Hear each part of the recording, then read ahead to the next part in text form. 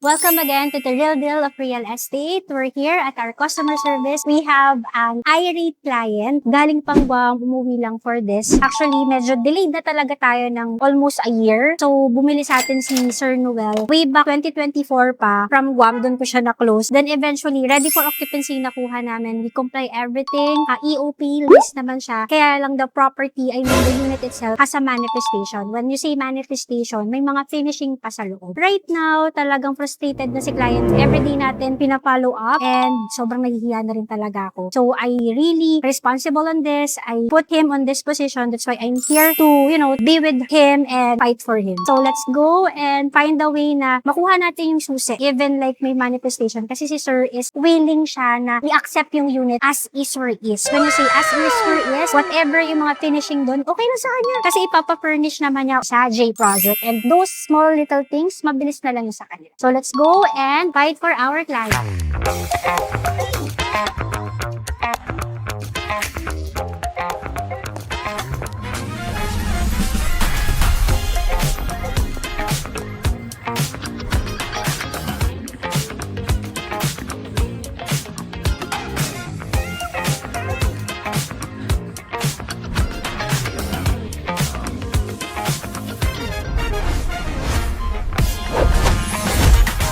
Alright, we're done for today. It's so tiring but actually it's not yet successful pero may move up naman yung nangyari sa client. We've done the viewing. Thank you rin kay Ma'am Ria and all the BTGs that nag-approve and sa CS kanina, si Sir Jude yung kausap namin. So, na-aprobahan, pumunta kami sa site. Nakita namin yung actual unit kasi that's the process of IV or as is or is. Kailangan muna niyang makita yung actual unit and then if he agrees dun sa mga balance of work kasi medyo marami-rami yung balance of work, specifically like very minor lang naman. May mga konting paint na kailangan i-retouch, tapos like mga regrout, and then may mga lights na hindi nag-work, pero it's very minimal lang eh. That's why, in-accept siya ng client, okay sa kanya, kayang-kaya na yun isama sa furnish. Kaya, we will proceed for the as is for is. So today, once he already signed the as is for is form, we can proceed for the notice of acceptance or yung turnover date mismo. And since si Sir Noel is flight niya na papuntang Guam later ng 6 p.m., ako na rin yung ginawa niyang SPA or Special Power of Attorney na kukuha ng key sa kanya by next week. So, that's our last target. Dapat next week, makuha na natin yung key.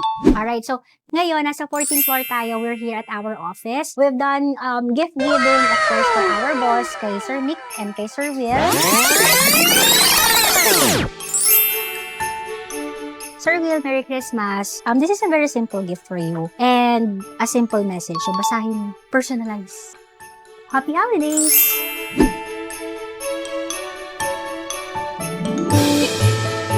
Bakit?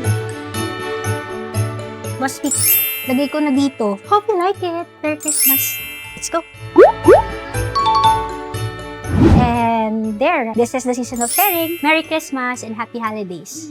Grabe, ang dami nag-office dito sa SMBC. And before, way back 2019, when pandemic hits pa. Dito lang kasi kami nakatira sa Shell, sa Tapat. So, everyday ako nandito, kaya sobrang dami ko kakilala. Kala mo dito rin ako empleyado talaga ng SM Prime. Pero, of course, accredited lang naman tayo for sales.